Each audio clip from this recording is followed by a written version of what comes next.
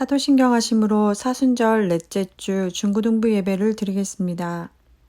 전능하사 천지를 만드신 하나님 아버지를 내가 믿사오며 그 외아들 우리 주 예수 그리스도를 믿사오니 이는 성령으로 잉태하사 동정녀 마리에게 나시고 본디오 빌라도에게 고난을 받으사 십자가에 못 박혀 죽으시고 장사한 지 사흘 만에 죽은 자 가운데서 다시 살아나시며 하늘에 오르사 전능하신 하나님 우편에 앉아 계시다가 저리로서 산 자와 죽은 자를 심판하러 오시리라. 성령을 믿사오며 거룩한 공회와 성도가 서로 교통하는 것과 죄를 사하여 주시는 것과 몸이 다시 사는 것과 영원히 사는 것을 믿사옵나이다. 아멘.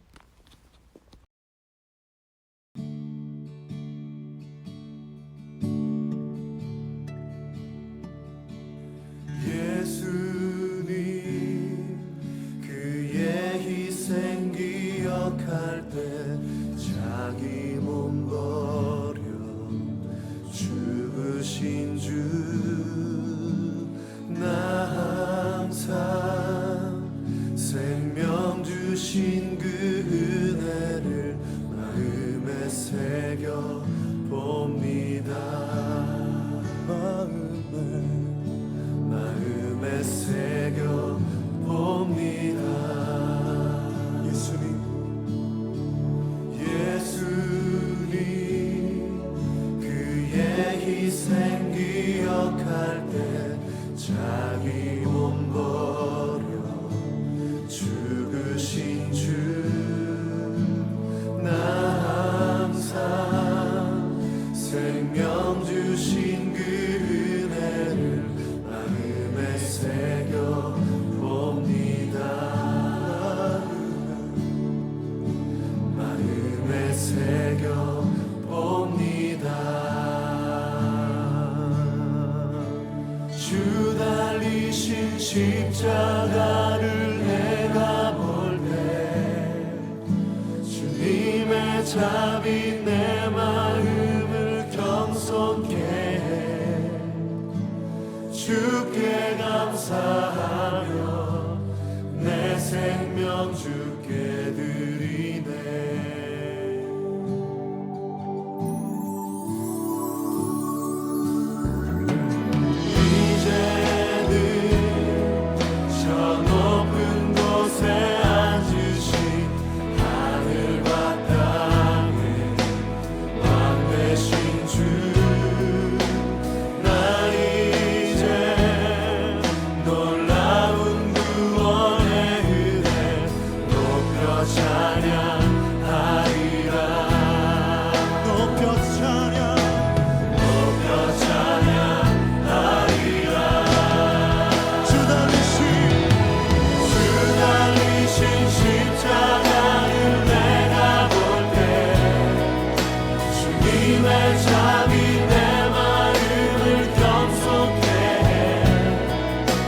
주께 감사하며 내 생명 주께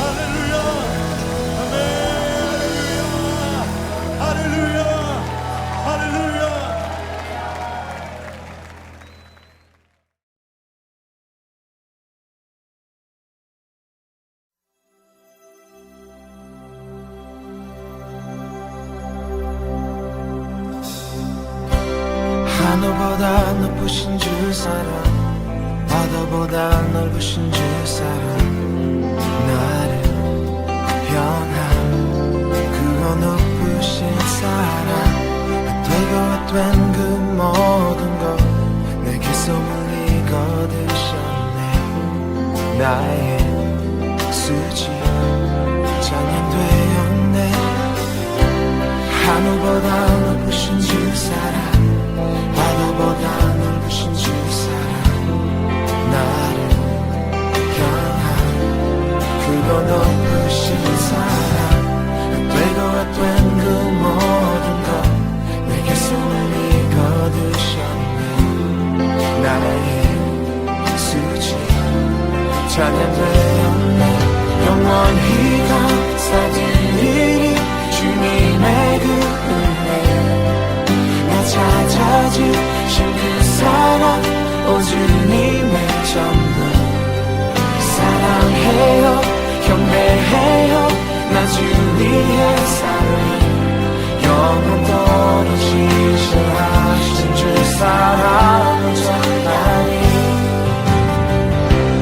하늘보다 높으신 주 사랑, 바다보다 넓으신 주 사랑, 나를 향한 그거 높으신 사랑, 되고 된 그 모든 것 내게서 멀리 거두셨네.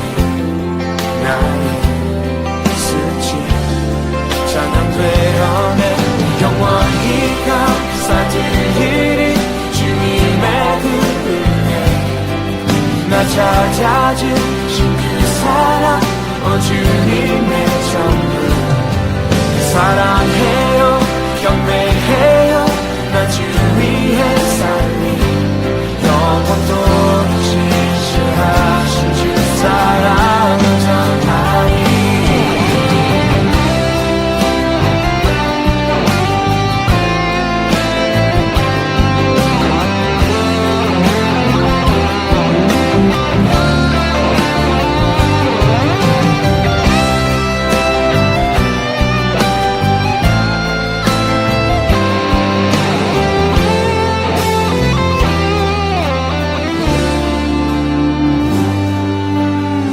하나님께서 세상을 사랑하사 독생자를 주셨으니 믿는 자는 영생을 얻으리.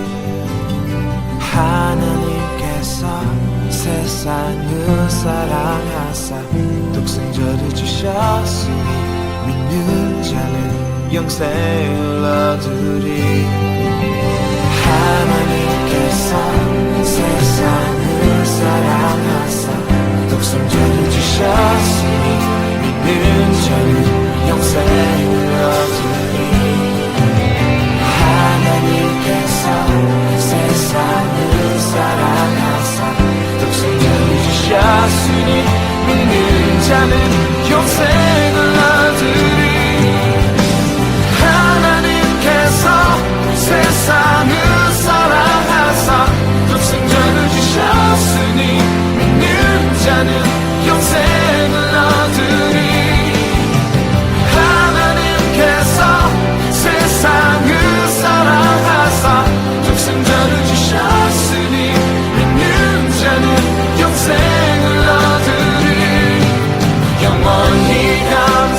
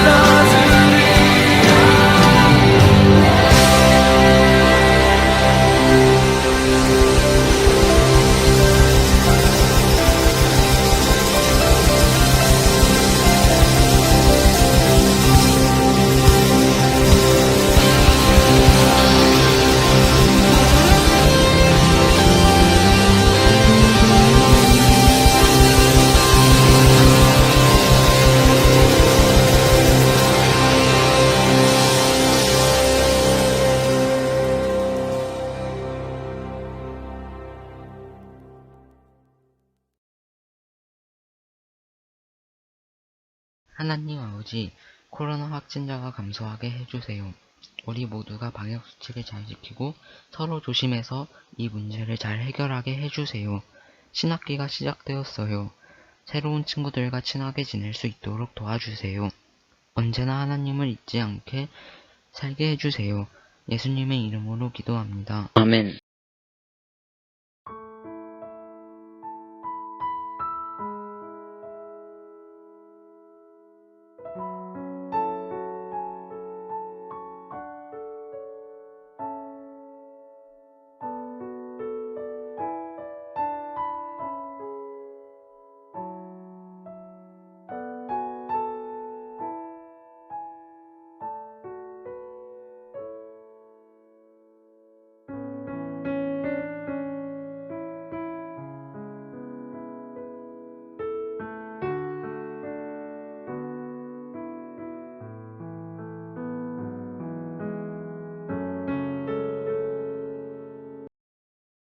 예수님 시대의 팔레스타인은 크게 세 지방으로 나눕니다.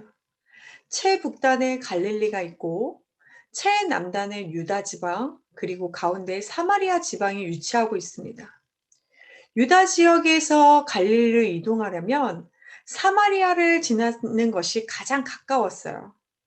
약 걸어서 3일 만에 갈 수 있는 정도의 거리인데, 그러나 유대인들은 사마리아를 피해 요단강을 건너 요단강 동쪽으로 간 뒤 다시 요단강 북쪽으로 넘어 갈릴리로 들어가요.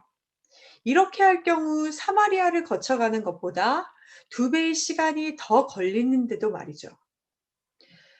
유대인들은 왜 이렇게 하였을까요? 솔로몬 왕이 죽고 이스라엘의 북왕국 이스라엘과 남왕국 유다로 갈라져요. 사마리아는 북왕국 이스라엘의 수도였어요. 이스라엘의 10개 지파의 중심지였죠. 그러다 주전 720년경 아수리 제국이 사마리아를 쳐들어 성을 함락하였고, 아수르 사람들을 유대인들을 없애버리기 위해 사마리아 지방에 다른 이방인들을 이주시키고 이들과 유대인을 강제 결혼시키면서 혼혈적으로 만들어버려요.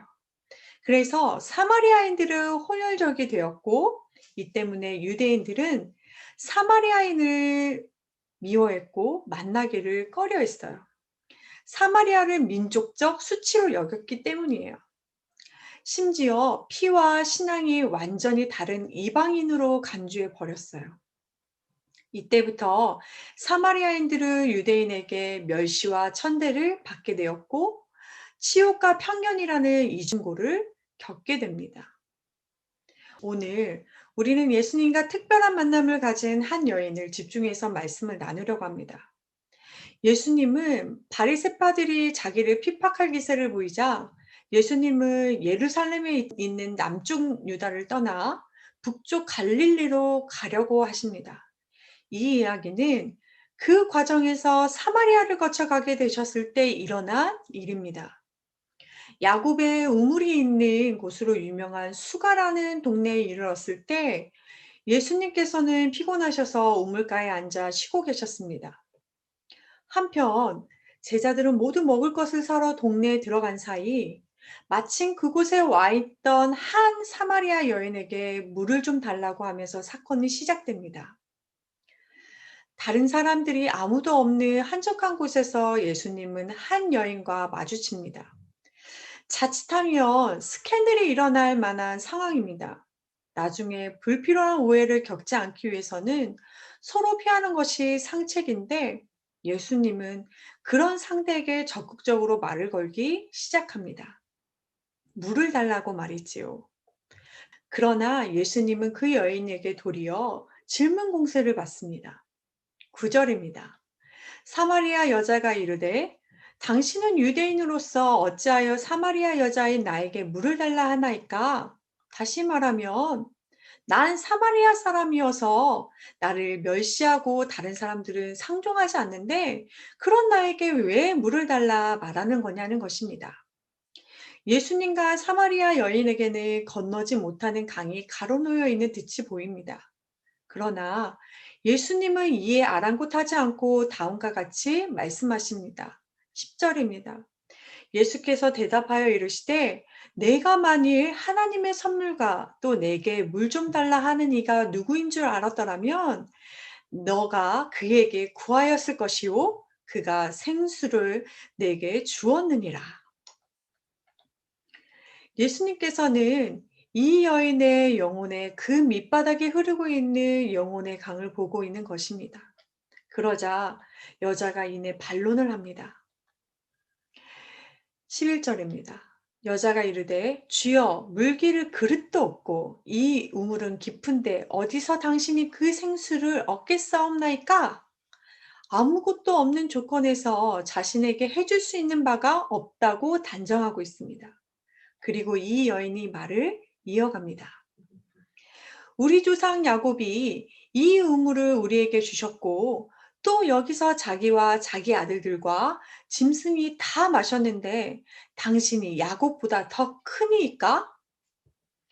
이런 예수님께서 13절에 이렇게 말씀하고 계십니다. 이 물을 마시는 자마다 다시 목마려니와 야곱의 우물이 가진 한계를 짚어내며 예수님은 이 야곱의 우물이 아무리 대단하다고 해도 그것은 육신의 물만 채워줄 뿐인 것을 말하고 있어요.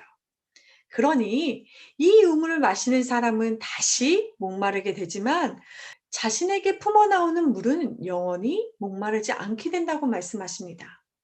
이는 이 여인이 전혀 기대하거나 예상하지 못했던 답입니다. 진정 그녀의 영혼이 겪은 갈증을 누가 무엇으로 채워줄 것인가? 이 순간 여인은 예수님의 말씀을 자기 신이 겪은 고역에 대한 답으로 이해합니다. 그래서 이렇게 요청합니다. 15절입니다. 주여 그런 물을 내게 주사 목마르지도 않고 또 여기 물 길러 오지도 않게 하옵소서. 물을 깃는 수과 목마르지 않는 물의 문제를 해결한다고 하자 여인은 이제 이를 자신의 문제로 여깁니다. 이 대목은 예수님과 사마리아 여인 사이의 대화에서 중요한 순간이에요. 그녀는 이제껏 자기가 얼마나 대단한 곳에서 살고 있는지 과시했었지만 이제는 자신의 문제가 그대로 짚어지자 관심을 보입니다. 그런데 그 다음의 대화가 난데없습니다. 여인의 입장에서는 예수님께서 기습적인 발언을 하시는 겁니다. 예수님께서 그 여자더러 가서 내 남편을 불러오라. 17절에 여자가 대답하기를 나는 남편이 없나이다. 예수님께서 남편을 데려오라고 했을 때 여인이 남편이 없다고 말합니다. 이때 예수님께서 너 말이 옳다. 너에게 남편이 5이 있었고 지금 있는 자도 내 남편이 아니니 내 말이 참되다. 예수님은 비판하지 아니하시고 분노하시지도 않으셨어요. 이 사마리아 여인은 정말 놀랐습니다. 사마리아 여인은 자신의 삶의 상처와 아픔을 그대로 내다보시는 예수님을 여기서 느끼고 있습니다. 그러면서 한 가지 의문을 제기합니다. 사마리아와 유대 사이에 놓여 있는 논쟁에 대한 거론입니다. 도대체 어디가 과연 하나님과 직접 통할 수 있는 현장인가 하고 묻고 있습니다. 이 여인은 묻습니다. 우리 조상들은 이 산에서 예배하였는데 당신들의 말은 예배할 곳이 예루살렘에 있다 하더이다. 다시 말하면 하나님이 어디 계시냐? 예루살렘에 계시냐? 하나님이 어디 계십니까? 나는 알지 못하니 알고 싶습니다. 이 말을 하고 있는 것입니다. 21절에서 24절 말씀을 보면 이에 대답으로 예수님은 21절에서 24절 말씀을 말씀하십니다.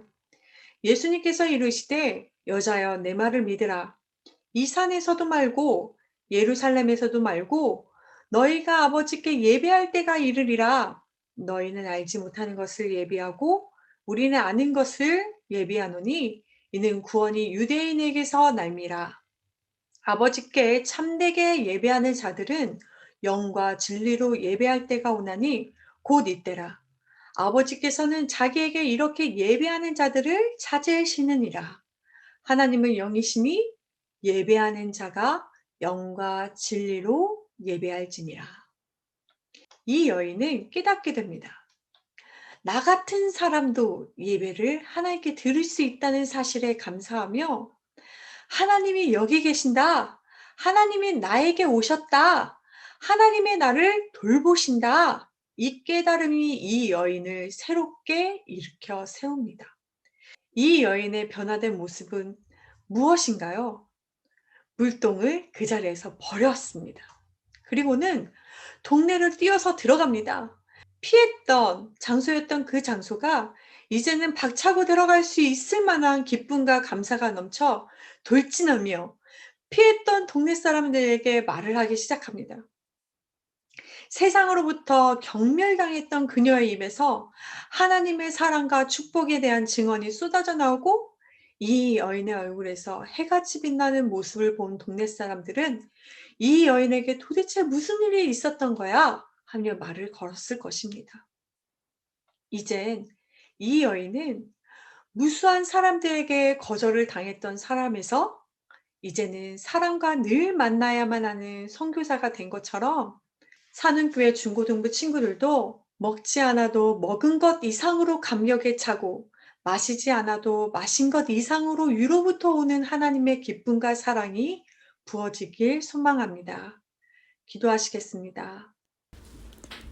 사랑과 은혜가 풍성하신 하나님, 하나님 이 시가 위로부터 부어주신 하나님의 사랑의 임재가 시작된 줄 믿습니다. 하나님, 그 은혜를 누리게 하시고 하나님의 사랑으로 일어서게 하옵소서. 그리하여 이 세상을 살아가는데 기쁨과 감사가 넘치게 하옵소서. 이 모든 말씀 살아계신 예수님 이름으로 기도드립니다. 아멘.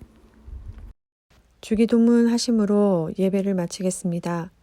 하늘에 계신 우리 아버지여, 이름이 거룩히 여김을 받으시오며 나라가 임하시오며 뜻이 하늘에서 이루어진 것 같이 땅에서도 이루어지리이다.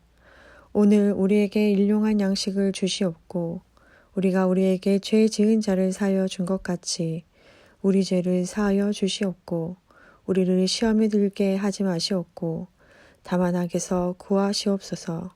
나라와 권세와 영광이 아버지께 영원히 있사옵나이다. 아멘.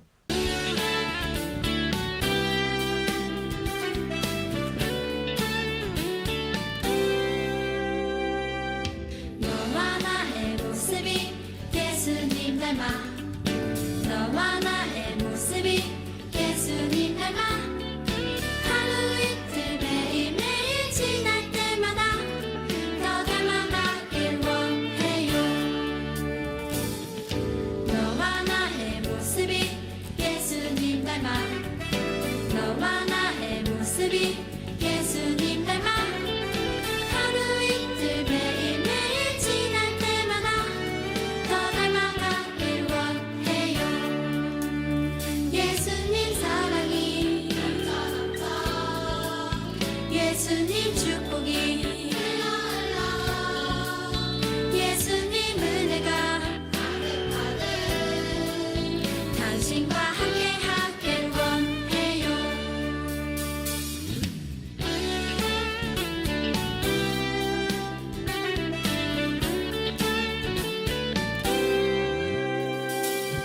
너와 나의 모습이 예수님 닮아 너와 나의 모습이 예수님 닮아 하루 이틀 매일매일 지날 때마다 더 닮아가길 원해요. 너와 나의 모습이 예수님 닮아 너와 나의 모습이 예수님 닮아 하루 이틀 매일매일 지날 때마다 더 닮아가길 원해요. 예수님 사랑이 예수님 축복이